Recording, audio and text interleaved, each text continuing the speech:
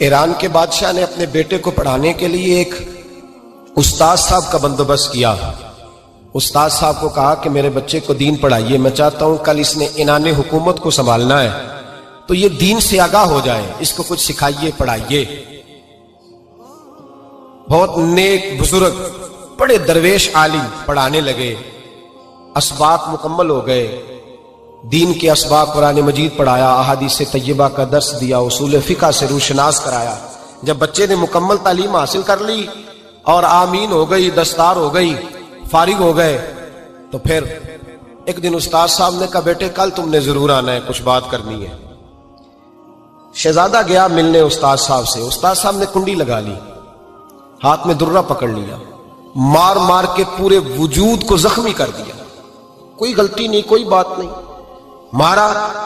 اب بچہ آیا آ کے بادشاہ سلامت سے کہا کہ ابا جی سمجھ نہیں آئی، بڑا مارا ہے استاد نے۔ تو سیانے تھے نا بادشاہ، یہاں تو قاری صاحب روز کٹہرے میں کھڑے ہوتے ہیں، مولوی صاحب آپ نے میرے بچے کو کیوں مارا ہے؟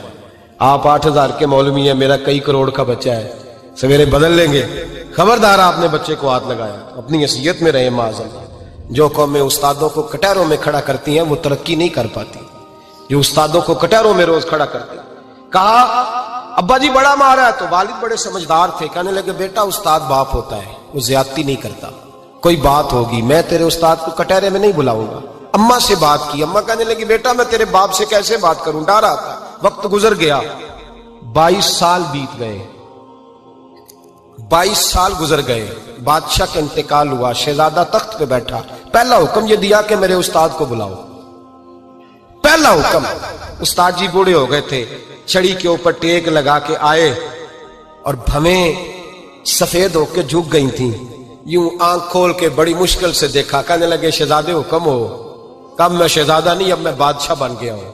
استاد جی 22 سال بیت گئے، آپ نے مارا تھا، پر وہ درد چونکہ زیادتی کی تھی، میرا قصور کوئی نہیں تھا، تو نہ میری روح سے درد گیا ہے نہ میرے جسم سے گیا ہے، میں بے اختیار تھا، پوچھ نہیں سکتا تھا، آج با اختیار ہوا ہوں۔ سب سے پہلے پہلا حکم آپ کو دیا، بلایا ہے، بتائے کیوں مارا تھا، کیوں مجھے مارا تھا، میری زیادتی بتائے۔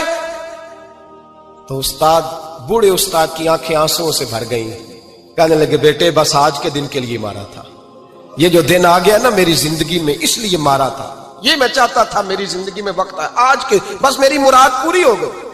کہا صاحب کس لیے، مجھے بھی سمجھائے۔ آپ فرمانے لگے کتنی دیر ہو گئی تجھے مار کھائے ہوئے، کتنا زمانہ بیت گیا؟ کہنے لگا 22 سال۔ فرمایا زخم بھولے تو نہیں، درد ختم تو نہیں ہوئی، تمہیں بات 1 منٹ کے لیے بھی تمہارے حافظے سے محو تو نہیں ہوئی؟ کہا استاد جی روز رات کو یاد آتی، روز خیال آتا تھا۔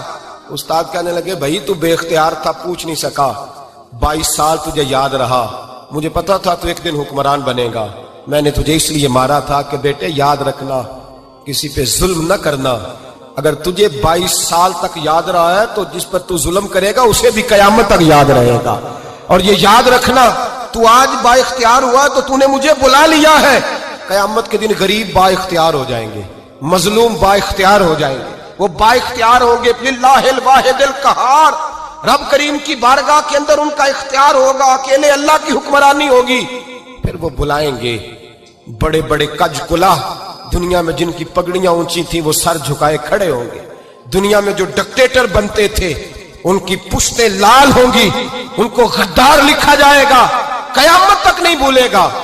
ظلم کرنا تو سوچ سمجھ کے کرنا، اتنا کرنا جتنا تم سہ سکتے ہو، اتنی زیادتی کرنا جتنی قیامت میں تم برداشت کر سکتے ہو۔